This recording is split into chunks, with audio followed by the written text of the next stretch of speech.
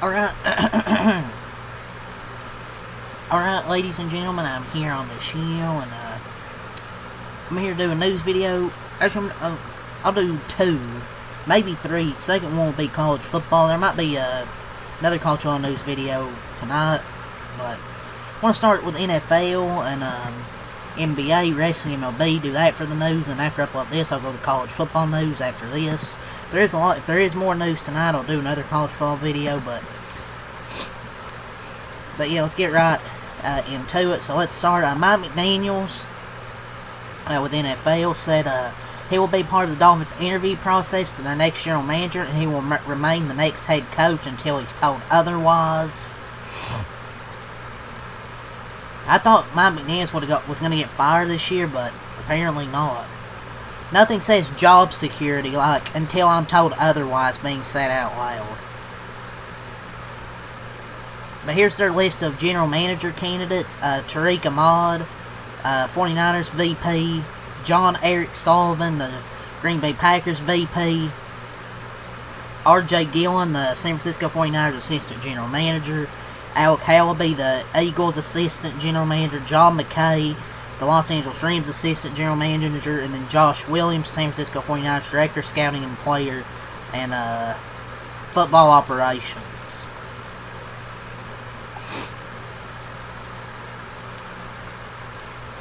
So, Colts owner Carly Ursay Gordon believes head coach Shane Steichen and GM Chris Ballard face urgency to deliver with their 2026 return. All this was announced yesterday. They'll be returning.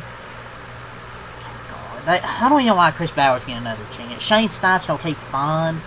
But I don't know why Chris Ballard gets another chance. So, the Panthers, they waived receiver Hunter Renfrow and activated wide receiver David Moore. I forgot they even had Hunter Renfrow. So, some context here. Browns, Jimmy Haslam, the owner. The ownership takes full responsibility for where we are. To win 8 games in 2 years is horrible. To win 8, it's totally unacceptable. Okay, it's not going to continue. Okay, I want the fans to know we're as frustrated as you are. He did say Stefanski didn't win enough games in 2025 with the roster he had, but he didn't pin 8 and 26 on him. Horrible and unacceptable was a product ownership put forth. This sounds like a bunch of bullshit. Here's a spoiler alert. It'll continue, because bad franchises stay bad. This is a dude that traded for Deshaun Watson, by the way. Him and Andrew Berry, these are the two people that traded for Deshaun Watson, by the way. He's done miracles on me. Dallas Cowboys sources, they have fired defensive coordinator Matt Eberflus. He's done miracles on me. Cowboys now will be going on their 4th defensive coordinator in 4 seasons. Thank you, finally. Thankfully, they didn't wait too long. I thought they were going to wait like 10 to 12 days, but thankfully they fired this dude. What's scary is somehow this guy will end up getting a decent job somewhere else. And scarier. He's absolute dog shit. No chance of even being decent.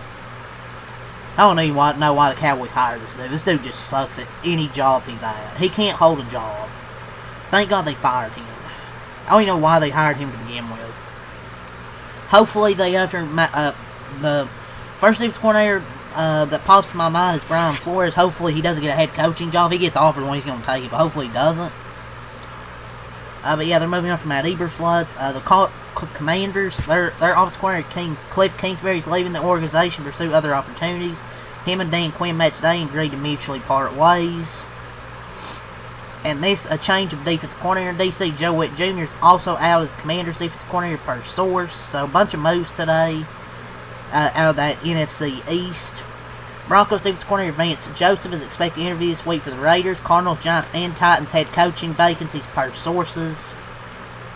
Falcons and Kirk Cousins agreed to modify the final 2 years of the quarterback contract.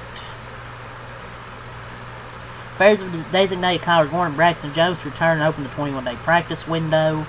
Packers have signed Desmond Ridder to their active roster. The Bills signed kicker Matthew Wright to their practice squad, and former Browns head coach Kevin Stefanski, he's going to interview Wednesday for the Giants head coaching job. So that's the news there from Schefter. So with JP football, Dan Quinn and Cliff Kingsbury disagree over several things, and quote, run pass balance being high on the list. So that's kind of, I guess, maybe kind of why they parted ways. Former Giants head coach Brian Dable was among the potential offensive coordinator options linked to the Commanders. Huh, that'd be interesting. I don't know, man. I mean, we'll see. Jerry Daniels is among the players unhappy with the team's decision to move on from Cliff Kingsbury, per Schultz report. We already talked about Kirk Cousins. Brian Flores is among the possible candidates for the Browns' vacancy at head coach, per Mary Kay Cabot. Von Miller says he plans to play next year and hopes to remain in Washington. If he were to retire this offseason, Travis Kelce will become a, end quote, top candidate for a broadcast booth.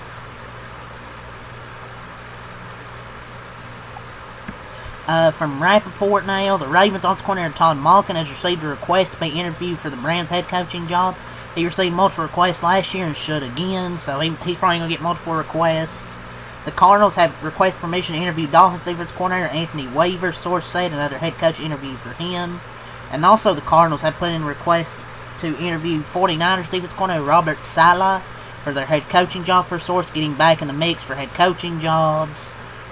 Quentin Lake, Rams safety, activated off injured reserve. The Giants have requested permission to interview Colts defensive coordinator Lou Anarumo for their head coaching job. The Falcons have sent a request to interview 49ers exec Josh Wentz for president of football job. Chiefs offensive coordinator Matt Nagy will interview with the Titans on Thursday. Poor Titans. But I think that's all the NFL news here today so far. So, now let's move on here. So this is from Sean's Charana yesterday. The Atlanta Hawks All-Star Trae Young and his agents Aaron Mintz, Drew Morrison, and Austin Brown are working with the franchise on a trade. Sources tell ESPN Young's reps and the Hawks have started collaborative talks over the last week on finding a resolution. You know, there's been trade rumors for years. It looks like it's finally going to happen. He's finally going to get traded. It looks like it's going to happen. The Hawks and Young's agents have maintained positive dialogue with his future ever since the franchise elected not to offer contract extension last summer ahead of his 26th player option. Now the sides are working together on a trade out of Atlanta. Second returns for the All-Star Game fan voting return today, but I'm not going to go over that. You can go over that if you want.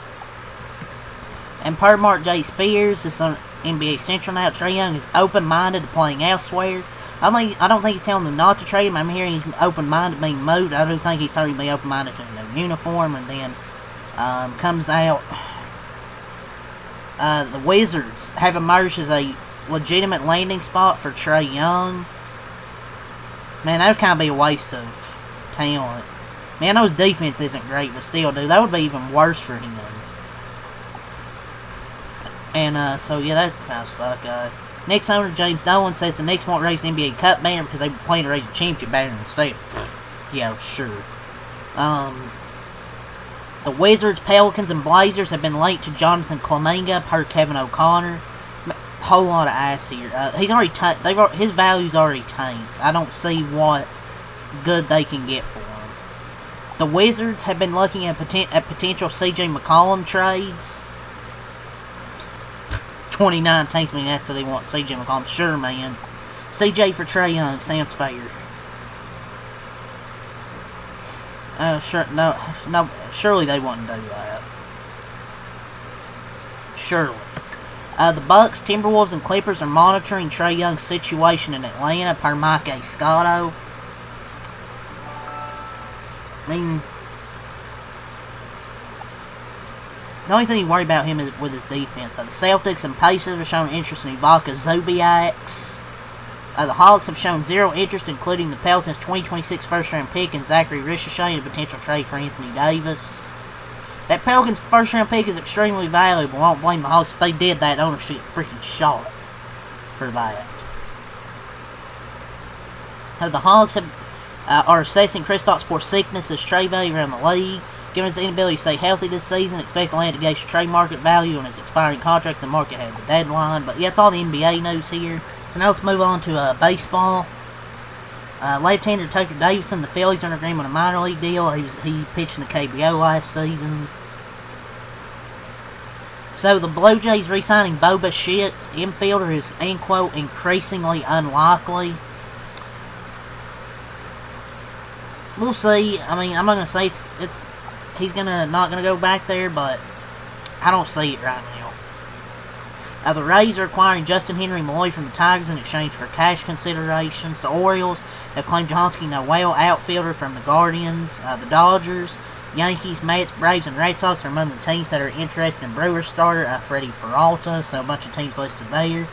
The Brewers, they're hiring Daniel Vogelbach to be their hitting coach. Danny Berger's right there. The Pirates, they've expressed some interest in free agent infielder Eugenio Suarez. So it's a little bit of MLB news right there. Not too much, just kind of a few little rumors there. And Johanski Noel to the Orioles, and Justin Henry Malloy to the Rays. But a few little rumors right there with Bo Bichette and Eugenio Suarez and Freddie Peralta. Some players still out there with free agency. Just waiting for more free agency news, man. Like Kyle Tucker, Bo Bichette, Eugenio Suarez. Maybe some more trades. Just kind of waiting for some shit with this MLB offseason, man. So let's move on to wrestling news. So, Chris Jericho last night, he was never slated for tonight's Raw and was in Los Angeles this week. VPW Insider. Adam Pearce's reference to breaking walls down was a reference to the already announced Stranger Things crossover, having the wall into the upside down dimension. I think the second part of this report is a bunch of bullshit. He knew what he was doing, saying break the walls down. Stop it. But I've talked about that last night. So Netflix announces it is now the official home of WWE's pay-per-view library in the U.S. NXT presents New Year's Evil tonight. CM Punk defeated Braun Breaker to retain the World Heavyweight Championship last night. Stevie Vaquer's in a walking boot. Javon Evans has been called up to Monday Night Raw. WWE announces Godzilla by Eminem featuring Juice WRLD. It's a new official theme song for Monday Night Raw. AJ Styles versus Gunther is set for Raw next week in Germany. Becky Lynch defeated Maxine Dupree to become the new champion. Rhea Ripley and Eva Sky became the new tag champions. There's been discussions for Blake Monroe to be called to the main roster. I think I said this not too long ago, like after that NXT script, where she should really be on the main roster, so she could probably be on the main roster. Dominic and Stephanie won the Male and Female Wrestler of the Year, ESPN. Unreal, WWE's Unreal Series, Season 2 airs January 20th, 2026. B-Fab suffered a concussion during the ongoing holiday tour, but yeah, that's really it for the wrestling news here. Now, there is two more things here. Braun Breaker has reportedly been cleared by WWE's medical team following a nasty landing during a top rope Frankenstein last night's Raw. That was a brutal one. And more on the Blake Monroe thing, it's believed backstage that she'll end up on the Raw roster should she leave NXT. And I think one more thing is, I think Stephanie back here is injured, but it's not like to where she has to take time off, like that much time off, I think, or something I read. But that's all the wrestling. Let's move on. But with NASCAR news, this is a really big thing today. Steve Phelps is resigning his position as NASCAR commissioner. Other leadership changes are expected this time. Like I said this during I think I said there at some point in this off season where don't see how Steve Phelps can show his face. He should resign, and thankfully, damn right, W for the sport right here. Thank God, Hitler dead. The lawsuit just exposed him, so it was only a matter of time. The other Steve and Jim France should just do the same as well, honestly. But have Mark Martindale Jr. somebody's the president. Have somebody good replace him. One of those two should replace him, honestly. He lost all respect, so the right move for him to resign. No, I don't think anybody's sad about this. And he put out the statement, he will leave NASCAR at the end of the month. NASCAR will spear his duties across other executives, and the leadership changes are expected. And there's some long statement, but nobody's reading that. Steve O'Donnell will continue, but Steve Phelps is no longer a NASCAR commissioner. Both Taylor Gray and William Walsh return to Joe Gibbs Racing for the 2026 O'Reilly Auto Parts season. Xfinity, Nationwide, whatever the fuck you want to call it. But yeah, that's really the big NASCAR news. Was Steve Phelps, he's resigning, will close tenure at the end of the month.